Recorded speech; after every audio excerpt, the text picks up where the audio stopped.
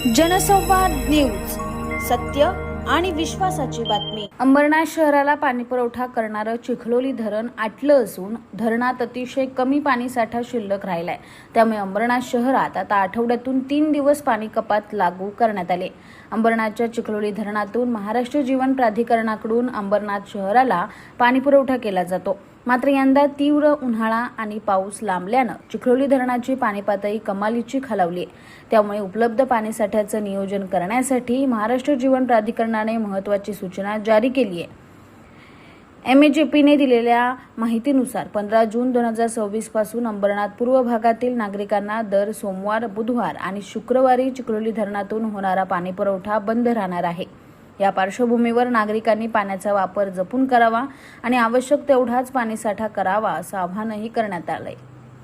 आकाश सहाने, जनसंवाद न्यूज, अंबरनाथ। जनसंवाद न्यूज, सत्य आणि विश्वासाची बातमी। आजच सबस्क्राइब करून बेल आयकॉनला क्लिक करा आणि पहा ताज्या घडामोडींचा अचूक अंदाज आपल्या मोबाईलवर।